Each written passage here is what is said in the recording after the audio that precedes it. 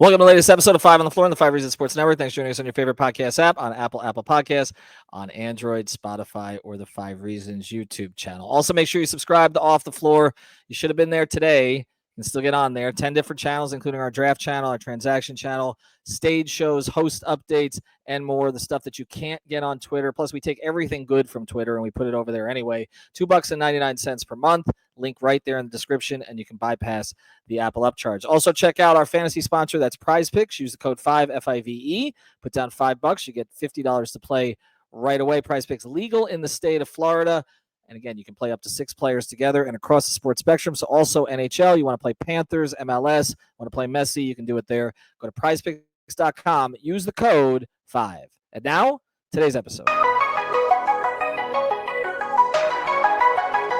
Mercy, luxurious, Heat Nation, yeah, Mercy and Lago, down to Biscayne, yeah, 5 on the floor, ride for my dogs, where here's the thing, you can check the score, hustle hard, couple scars, wearing bubble frogs, down to Biscayne. Kept the floor playing, got it all banned. Y'all seen the block, stop with one hand. And Pat we trust, it's power, have the guts. We're here to bring the heat, y'all can hang it up. Welcome to 5 on the Floor, a daily insider show on the Miami Heat and the NBA, featuring Ethan Skolnick, Greg Sylvander, Alex Toledo, Brady Hawk, and others from the 5 Reasons Sports Network. Also, make sure to subscribe to Off the Floor for the most heat anywhere.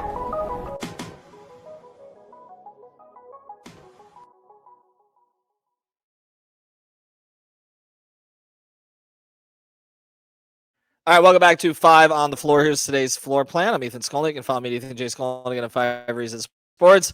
On my left, I've got Brady Hawk. You can follow me at Brady Hawk 305. On my right, I guess as I'm looking at you, I've got Alex Toledo. You can follow me at Tropical Blanket. We have set up, for a special occasion here. We were given a room. I don't know what this is supposed to be, but some kind of a dressing room, and that's where we're going to address Pat Riley's press conference. His end-of-the-year presser went about 43 minutes. He was on time. That was the biggest stunner today. Started right away with no preamble. He came with no prepared statement. Typically, he'll sit down and start talking about Bruce Springsteen or something else along those lines. There was none of that, with the exception of this one thing about Ribbit, which I guess was short for Run It Back, and some Liberty commercial. It was about basketball today, and that was pretty much it. Now we're going to go through 5 takeaways. We're going to get a bunch of episodes out of this, so we're not going to handle everything just today. But the key point today, and you can also not only you can watch the whole thing on the Miami Heat's YouTube channel, but we recommend you watch ours because I'm going to be putting these clips together separately so you can catch his individual statements as you want to find specific things. But to me, the number one takeaway before we get to any of the players or what he might do is that he's not going anywhere. Okay. Like that's number one. He was, I would describe him today as frustrated and sort of understanding of their position, but also defiant. I think at the same time, he did not apologize for the way he handled the Jimmy Butler situation. Ira asked those questions right off the top. He knew that they were coming. He said that he didn't deserve an extension, basically. He also spoke about the good times that they had and Jimmy almost leading them to that third finals. It would have been 3 finals in total with a shot against Boston that would have put them in the series against Golden State and what that would have meant.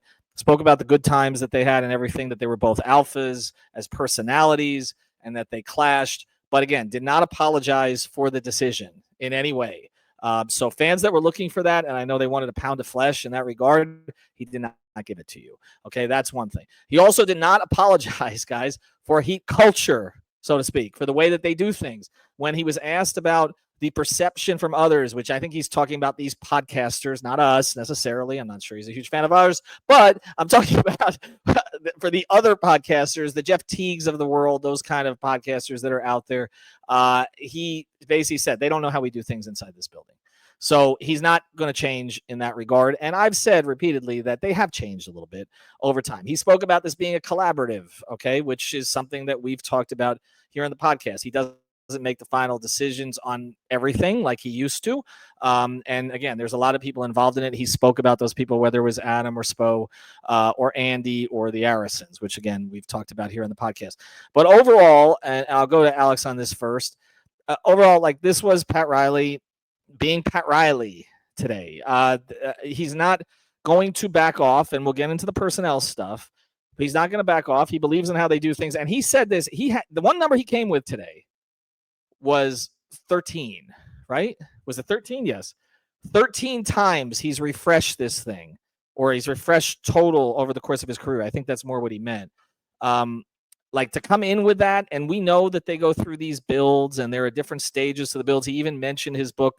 Well, he was asked about The Winner Within, and he typically doesn't like to talk about that book, but when he was asked about The Winner Within, which is a book he wrote, I believe, after the Knicks time or before he came to Miami, I've read it too many times to count, and he talked about chapter 4 and where they are, and then where they were going, and that the next chapter was the breakthrough. I don't know that a lot of fans are going to agree with that, but I recommend that you read the book. But overall, okay, this was just Pat being Pat. He's not retiring anytime soon. That was clear. He got a little choked up when he was asked about Greg Popovich and others, of his age who have obviously gone through it of late. But Pat's going to be here for a while. I thought, to me, that's the number one takeaway. No doubt. I mean, I think he just classified it pretty accurately there, with just like he believes in what he does. He clearly believes in, the franchise and the structure of the franchise, because, like he said, it kind of has been a trend recently for like you mentioned, outside guys to talk about the structure of the team, and everybody kind of calling for Riley's head figuratively, as he is the figurehead, right, for the front office. And you've been saying it for over a decade now that it's a collective thing they have there, and I think he really stuck to his guns on that. More surprising, because that part to me wasn't as surprising, but more surprising, and I know we're going to get into more stuff, but was him sticking to his guns, at least more surprising to me, sticking to his guns as much as he did with the Jimmy situation. Not that I expected him to be like, oh, we did the wrong thing, I have all these regrets. Of course not, right? Like I know that that's what they felt, they made the best decision at the time. I know that that's how they feel, but in the sense of just like he closed the chapter on the Jimmy thing, but then after closing the book on it, brought up Jimmy and the Warriors like 7 different answers. So it's clearly still on the mind a little bit there, even He's though watching it. And it was asked in a couple of different questions, to be fair. So it's not like he just brought it up out of nowhere, but after those questions were over, he kept bringing them up.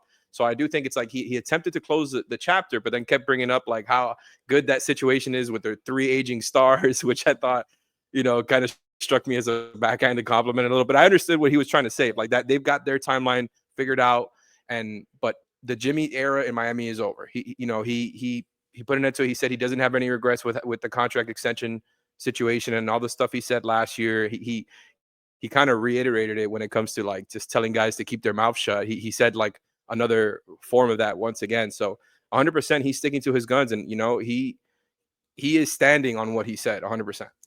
Yeah, and you mentioned the shut up part again, which is a reference back to what he said this time last year about Jimmy talking about how they would have beaten Boston if he'd been healthy. And so again, he's not backing off from that at all. I'm curious to see how the Jimmy camp receives this. I guess it doesn't really matter anymore, but for the Jimmy stans who are still out there and are on social media who wanted Pat to sort of weep and all that, that's just not Pat. He's an alpha, as he said. I know you hate this whole alpha beta thing, but he brought it up. He brought it up several times. We have to single this out. He said, who am I to say who's an alpha and who's a beta? If that's Pat Riley saying that. That's right. Well, he also he spoke specifically about certain players we've talked about in that context too. It's almost like he's listened. I don't think he has. Okay. So that's the big thing. But I want to pivot to number 2. We're going to do these quickly here, and I'll go to Brady on this one. So I tried to get in on a couple of questions. The way that this works, again, you raise your hand and they go around the room. It's sort of understood. Ira's going to ask a couple. He was kind enough to give up the mic after 2. And he asked the good questions about Jimmy. And then again, it went around the room a little bit. And I was going to ask him about building a franchise differently with the new CBAs. Okay. So we'll get into that a little bit later, because I think that touches on this. But I didn't get in on that, and I didn't get in on the Herro extension either, which was something I was going to get to, and we'll get into that too. So the question I asked him was basic when I had my turn was basically, you've managed aging stars, okay? And I didn't even mention Zoe, but I mentioned, I mean, you could also throw in Gary Payton and Ray Allen, okay, and all that, who were not stars by the time they got here, but were Hall of Fame level players. Tim Hardaway is another one I could have mentioned. But the three that came to my head were Shaq, Dwayne, and Jimmy, right? Because they've done this over and over. 30-something players into their mid-30s, tried to manage them. I've heard they don't really want to do that anymore, but I think there's one he still wants to do it for. And so when I asked him about it and he talked about it, he was talking about Kevin Durant. Okay. If you everything else that he was saying about getting over the hump in the fourth quarters and all the games that they've blown and having an alpha scorer and all of that, he is describing one of the greatest scorers in NBA history. He also said, if you can get him on the contract that you want, KD is on an expiring. Okay. If you could get him and not extend him, and again, then you get into this whole thing with Jimmy, then you could clear the decks completely after that. Again, you may have to part with some players like a Khalil Ware and others. They had negotiations with Phoenix. I've talked about this many times. Again, when they found out that KD didn't want to go to Golden State, but the Golden State was going to try to flip KD there to Phoenix, and everything else that was going on along those lines. They tried to get in on the KD thing. They offered, my understanding, Jimmy's contract. And so your problem for our problem, Jimmy's contract, Jovic at a first, and Matt Ishbia, the owner there, asked for like everything. I don't think he's going to be able to ask for everything now because I don't know that the market's going to be that great for him. Did you take it this way? Because Greg texted, you texted. As soon as he answered that question, it was like they're going after KD or they're resetting or pulling back. Is that how you view this? Yeah, 100%. I mean, we knew about the resetting part. I mean, that's always going to be the thing they're going to fall back on. I know he mentioned a few times just about their young core, about where Tyler and Bam stand. You just mentioned the alpha thing. Like, I think he kind of hesitated when he was asked. I think Will Manso asked about kind of, do you need that third alpha? Or, he was kind of hesitant about it. And I think there is a known thing that if they do want to actually contend and go in that direction, you do. You're going to need the Kevin Durant type. You're going to need, he said, you need the right player and the right contract. That does kind of line up with Kevin Durant in terms of the fit of the scoring need. He touched on that as well. I think we're probably going to do a podcast on that as well when he talked about Spo. But the need for more offense, the need for that extra guy, specifically to help Tyler out, specifically when he's being face guarded in these situations. They need a player. He actually mentioned, he said a player like Tyler that does things like Tyler does. And there's obviously not that many players in this league. Like you're not getting a minimum guy that does things like Tyler. So you're going to kind of need that area of it. So I thought 100% he was describing that. But then I thought it was interesting too. I was looking at the quote from before where he did give one reference to a trade in the past where he referenced the Crowder, Iguodala, and Solomon Hill trade. I'm not a fan of that idea. I mean, when you just mentioned, because you were just talking about it's either Durant or, retooling. Well, he kind of gave that middle ground answer as well, where it was talking about there is a need for a lateral move. Like there could be something for a lateral move. I just don't see that being possible. I don't see how a lateral move gets you anywhere else but lateral, staying in the play-in or staying in that range in the Eastern Conference. So I hope you are right. I hope it really is leaning in the direction, because there was some things he said some things where it kind of doubles back and kind of crosses the other thing out a little bit. Like there's a lot of that when you read between the lines in this. So I hope the reading in between the lines is the KD or rebuilding thing, because if it is the middle ground thing, it's gonna be a long off season to be talking about stuff like that. Well, it's like George Sedano said on the podcast, pick a lane, right? So it sounds like they have two lanes, but you don't want the third. It's like grape in the middle gets squished, Karate Kid, whole thing. Don't want that, okay? And that's where they've been the past few years. I don't think that a simple sort of reshuffling trade. We talked about reshuffling trades after last offseason. I don't think that's where they are right now, and I don't think that's where they should be.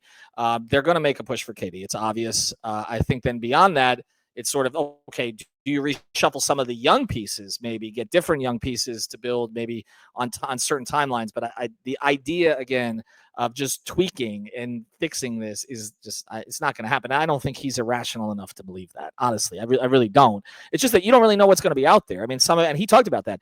And we've gotten into this, that it's not as simple as just clearing cap space. And that was presented to him today, and he agreed with it. So you don't know what's going to be out there. You don't know if you can have a GM like a Cronin that doesn't want to deal with it. You don't know if Ishbia is going to be totally, irrational on his end in terms of what he can get for KD and try to hold KD into the season. And maybe that situation is fractured. You just don't know. But the idea of that sort of reshuffling trade, I'm with you on that. Let me get to number 3 here, and then we'll get to a break. We'll get to a couple of others. Tyler Herro specifically. It is clear how much Pat likes Tyler. All right, it's clear how much he respects the way that Tyler responded this year. He talked about him needing to be to adjust the way that Curry adjusts. I know some fans are going to roll their eyes at that, but to the way that defenses were playing him, we talked about all of that as well. As far as the extension goes, he said he liked Tyler's answer. And I'm not surprised he liked Tyler's answer because Tyler was essentially putting no pressure on them right now. He was saying, see how it goes. Next year, it'll cost more. But he also said what we've talked about, which is that there are maxes and then there are maxes. How many real maxes are there? And I don't mean Strus's. I mean max contracts, although he always references Strus. It's funny. And it's pretty clear to me they're not planning to offer Tyler Herro $50 million a year this offseason, right? Did you get that as well out of this? I definitely agree with you classifying it as he liked Tyler's answer. I thought he gave off those vibes for sure. Like he loves that. Look, man, I don't mean this in any sort of way, but Herro is sort of being placed as like this anti-Jimmy figure. Yeah. Where like, oh, he's the one, he got called fragile and he played all these games. And now he's not putting pressure on us to sign the extension. Like, you know what I mean? Like he is kind of that figure right now where he had a good season. And I honestly think that the message would be a little bit stronger if it wasn't for the way that it ended. You know, like it just left a sour taste in everybody's mouth. And of course, that was way beyond just Tyler, but he didn't play well in those games. And I think you're right that, you know, if I had to guess, I don't think he wants to offer him 100% of the max that he's eligible for, because there are max, and I 100% agree with your point that it's like you can't give everybody 100%, or at least that's if you're an organization, you don't want to give the player 100% of what they're eligible for if you don't feel like they're worth that, right? But then there's also different levels of maxes, right? So like Tyler's max isn't, I don't know, like Luka's max or whatever. And so I think they're going to try to figure out some sort of middle ground. But it is interesting because like if he does like Tyler's answer, that means that he is okay with maybe the idea of, if not extending him in October or whenever that deadline is, doing it the summer after, which, as Tyler alluded to in his answer, it's going to cost them more money. So it's going to be interesting to see like the timeline, or not more money, but more years. It could cost them more money. Yeah. There's the potential of it costing them more money and more years. He doesn't have to do that. And I think that maybe it makes it harder to drive the price down. It is. No, it's possible, but also Tyler be closer to the end of his contract. It might be easier to trade if that's the direction that you want to go, if he's closer to an expiring. So that's another possibility. And just to be clear, Pat was not asked, and I'm glad for this too, by the way, and credit to the Heat for this. Okay. I have a lot of respect for the internal media here, the people who do stuff for Heat.com and all that, but there was no fluff today about the fan stuff that we thought was going to happen. And we were talking about beforehand, like how great were the fans and all this kind of stuff, which, you know, you have to do for a certain extent to get Riley on the record. But like, this was about basketball. So I give him credit. The questions were asked. He took the questions.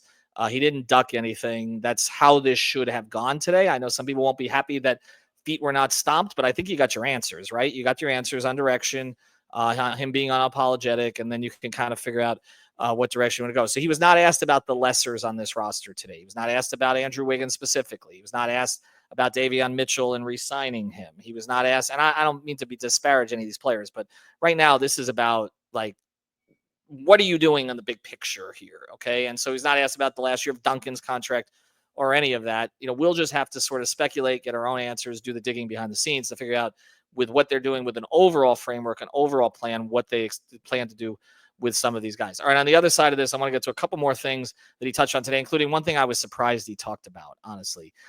Before we do, though, I want to mention a great sponsor of the 5 Reasons Sports Network, our friends over at Real Estate Shop. And now it's time for our Defending the House segment, sponsored by our friends over at the Real Estate Shop. You can find them at realestateshopfl.com. That's with 2 P's and an E, realestateshopfl.com, or at the Fort Lauderdale Realtor on Instagram. This is Javier Iglesias and Amanda Martin. They help buyers and sellers in real estate. They're nimble and protective of their clients. They service the entire Tri-County area. That's Miami-Dade, Broward, and Palm Beach counties with a proven on-market strategy. The Real Estate Shop sellers earn the most money in the shortest time frame because Amanda and Javier have a deep understanding of the local market. So check them out. Again, it's at the Fort Lauderdale Realtor on Instagram, realestateshopfl.com, or give them a call at 954-268 98-12. And now, who defended the house? Well, this was O'Reilly today. I did not defend the house, by the way, because I blasted these guys out off the floor. So make sure you're subscribed to Off the Floor because there's some good stuff there today.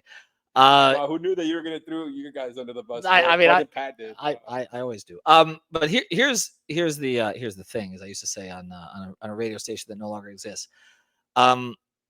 He defended Eric Spoelstra today, kind of, and I was a little surprised at how he did it. And this reminded me somewhat of some personal things that Pat has kind of thrown out there, because he is sympathetic to his employees and others, but stuff that he's thrown out there in the past that hasn't gone over that well, like when he revealed, before LeBron left, that Savannah was pregnant, which LeBron and his camp did not want out there at the time. And I remember the text I got after that.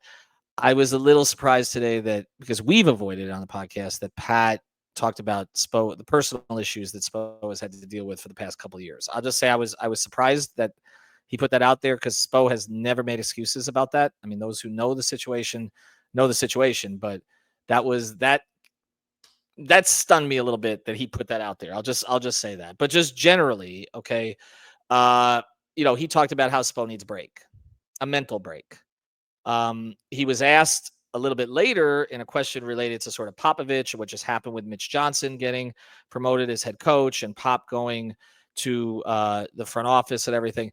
The suggestion was, well, maybe Spo would move off of coaching, and Pat, and as with the succession plan, when he was asked about that, didn't really want to go there, and said that first, he was energized, but also Spo will be energized, but that he just needs a mental break. He's been doing this for 30 years. It sounds like that's been something that's been on Pat's mind. Regardless of, again, the personal stuff, which I don't want to get into, and I won't. It was pretty clear that Spo was run down this year, did not have his best year, and Pat seemed to be trying to provide some kind of explanation for that, but it also makes it sound like Pat wasn't always thrilled with everything that happened on the coaching side. Did you get that sense? Because when he talked about all the blown fourth quarter leads, like he kept harping on that. We had the crowd going and all this. We had fourth quarter lead. Like typically that goes back to the coach, like a lot of times, but that's not something we do here, right? But it sounds, Pat bringing that up specifically when I don't think he was asked the question, like, did Eric Spoelstra have his best season? He wasn't asked that. I don't know. It stood out to me. I just wanted to mention it today. And before I mention that, when he did mention those like 25-point leads, he kind of mentioned that this team is closer to that than what they ended up being, which is just people are not going to like that, because that was insane to kind of hear that being said. I mean, if any team held on to all their 25-point leads, they'd be amazing. But I was looking, he did mention with Spo, he said, Coach, I haven't talked to him about it yet. Eric has been doing this for 30 years. He'll figure this out. He knows first we need to defend. I'll say this. My first takeaway when I was hearing it was like, everybody's kind of acknowledged that this was not Spo's best season. It was not his best offensive season in terms of all the blown leads you mentioned, the scoring in general, all of that, all the above, everything that he had to deal with, I guess, off the court feeds into it, but on the court, it wasn't his best year. But was it all Spo? I mean, he's taken so many of the bullets for them not being able to score or them not having the offense. But at some point, it's not just your coach that has to coach you up into the offense. It's also getting the firepower on the roster. It's also having, the offensive guys next to Tyler that he was referencing earlier, was that you need guys like Tyler. You need different scorers. So, yes, I totally think Spo needs a mental break. I think this was probably a very taxing year for him in terms of all the stuff that was going on this year, and he probably does need a lot of time off. He even put it out there that he's already in Hawaii. But all that aside, I just probably doesn't like that. But I do think there's, aside from that stuff from Spo, I just think that there is like an accountability perspective that it's not all Spo. I mean, they need help on this roster. They need it across the board. That the scoring, there's not a linear fix to this offense. There's not a linear fix that the last 4 years they have not been a good offense. There's not just, one coach, one player, one anything. There needs to be a group effort to fix all of this. And it's probably not one change. And that's probably gonna be the last takeaway here is the word change, because I think that was what kind of was the big takeaway from today in general. And it feeds into this, honestly. The offensive question, the Spo question feeds into the change question, because if they don't, what is he, ribbit? What if they don't run it back next season, then makes it easier for a different offense. Well, I'm glad you led us into that. Just one more thing on Spo, and because we are going to talk about change to close this, and then we're going to do many more episodes on this press conference today as we sort of deep dive on specific things. First thing, they hate the whole run it back thing, and they'll challenge all the time on that. I've said that run it back basically meant the fans bring Tyler back, and then that turned out to be one of the few good things that they did this past season. But also Spo, I think the other thing he didn't mention was the Jimmy thing. I think just wore him down. Just this was a relationship that he had. Spo takes these relationships very seriously. He cares about the people he coaches, and that just blew up this year in a way. And then he got thrown under the bus. He does need a break. I don't think there's any question. He did USA basketball last year. He needs a break. But the idea that Pat talked about the personal stuff and then said Eddie's in Hawaii, if you're familiar with Erik Spoelstra's desire for privacy, that it just jumped out at me. Anyway, change. And that's the big topic today, and that's where we'll pivot forward. I guess fans are going to listen to this, and they're going to say there's not enough talk of change. He sounds stuck in his ways. I just know how this is going to be perceived, and I saw some of it on social media. He sounds stuck in his ways. He believes in his culture. I know what he means when he talks about it. And I think there's a misperception of what the culture is now is what it supposed to be. He repeated the phrase best conditioned, hardest working, but then he acknowledged, and I thought this was important. He says about 4 of those things we weren't this year. Okay. So he knows the phrase. And I think what it is this. This is very similar to me, and we'll close it here. I'll let Alex jump in on it. This is very similar to me to his presser. And I can remember them all too well. I'm old. 2019 before they got Jimmy. And I remember it was upstairs in the practice court, and Barry, we missed you, Barry, today. What are you doing digital stuff from home? Join us on the podcast. Come on, FLA Sports Buzz. We want you here. I remember Barry pressing him on stuff. And Pat at that time said there are obstacles, but there are none. He just made that up out of thin air. Okay. I don't think there was anything today that will quite take just like that one. But then the quote about change and sanity, was that it's the closest. It's the closest. But was that him? Was that a proprietary one? Change is the highest form of sanity. So I guess that's the one. I can't put that on a t-shirt. I'm sorry. Change is the highest form of sanity. There are obstacles, but there are none. But the single biggest thing that came out of that presser in 2019 is before they got Jimmy. And he said, I let the culture slip. And he was talking about Hassan, and he was talking about everything that happened along those lines, okay? This felt to me like I still believe in the effing culture, okay? I believe in it. I believe in the hardest working, best condition, blah, blah, blah, blah, blah, okay? We know the phrase, Zoe says it, it ends up on the big screen. But we weren't that this year. And I think that fans are going to say, okay, that's fine. I mean, we've talked about it. This team was not mentally or physically tough enough this year. In general, they were resilient in terms of getting out of the play-in, but they were not resilient in the fourth quarter. They couldn't get stops when they needed stops. They couldn't stop runs. They got in their own heads. A whole bunch of things. They did not have enough, quote unquote, I'm not going to say alpha, not enough dogs, okay, with the W in there, right? They didn't have enough dogs. That's why Davion Mitchell stood out the way he did when he got here. But I think in that sense, Pat said we need to get that back. But the change that the fans want to see is not that. The change that the fans want to see is what Brady's talking about. The change that the fans want to see is, okay, more talent so that it's not so hard. And I think that was the question I think Tim Reynolds asked about them being in the bottom of offense for the past 3 years, right? Like everything with this franchise the past few years, even with Jimmy, was hard. It's just that Jimmy just became a maniac in the playoffs and carried them through it. Okay. And I mean that in the best possible way. Do you think that there was, and I'll let you close on this, Alex, and then we'll do more podcasts. Do you think there was enough change that the fans wanted to hear today? Honestly, I'm going to defend him here because I think Brady mentioned it earlier. He tried to kind of cover all his bases in different answers. Sometimes not even in the same answer. He would just say like something that would contradict something he said before. And I think, of course, there are different ways of looking at things, right? There's not only one way to build a team and all that. But I do think he acknowledged like this team. He said, obviously, they need to make changes, that there's no doubt about it.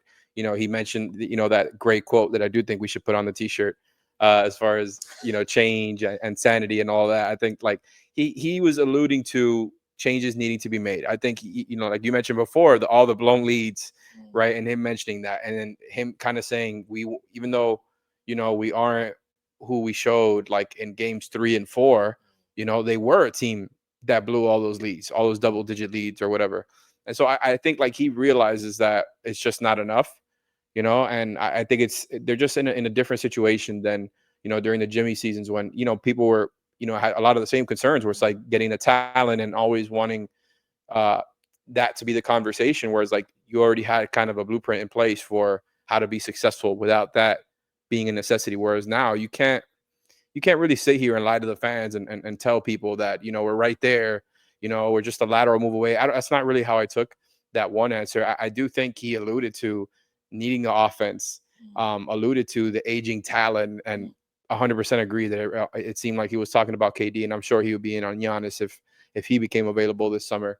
But I think without saying it, he said as much as he could about, wanting to acquire that talent. I didn't think he wanted to kind of throw Bam or Tyler under the bus as far as talking about, like, because he was asked about whether they could carry, like Bam and Tyler in these new roles as 1 and 2 or however you want to classify them. And I think he kind of dodged that strategically, right?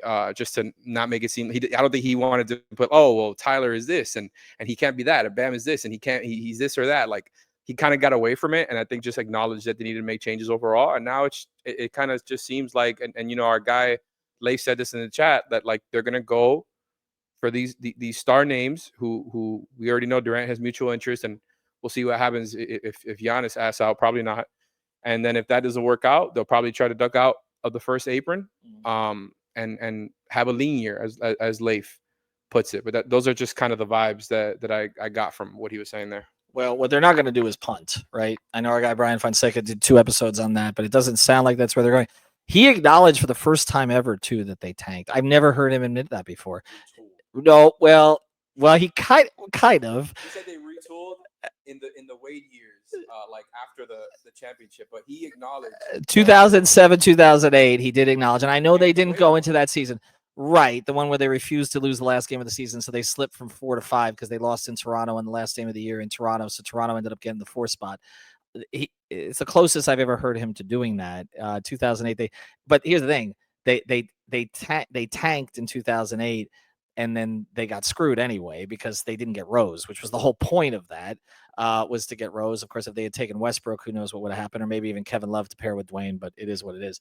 Is this the first time that there's ever been only 2 players on the roster mentioned at a Pat Riley press conference? I can't remember that ever happening, and frankly, I'm glad. This was for the 45 minutes that existed, okay? And again, I'm not trying to pat all the reporters in the room on the back, but I also appreciate the Heat handling it this way.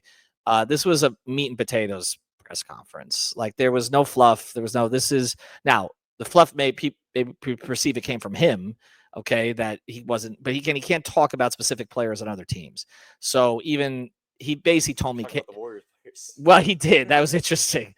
Well, they're under contract. Well, that's right. He's not trading for them. He's not trading for Jimmy again, right? I don't think he's getting Curry and Draymond. They should have drafted when I told him to, and Tim Hardaway told him to way back when. But anyway, they are KD.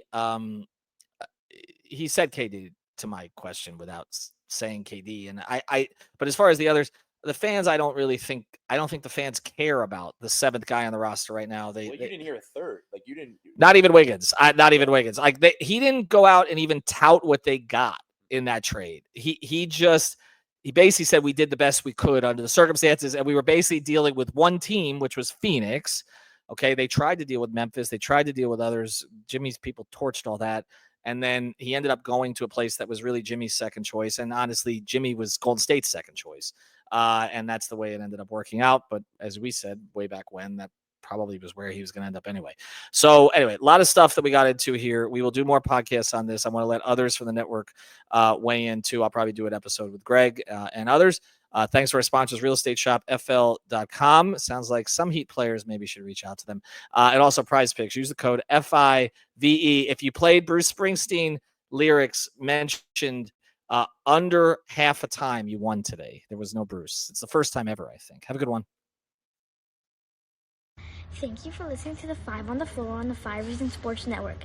After all, someone needs to listen to my dad.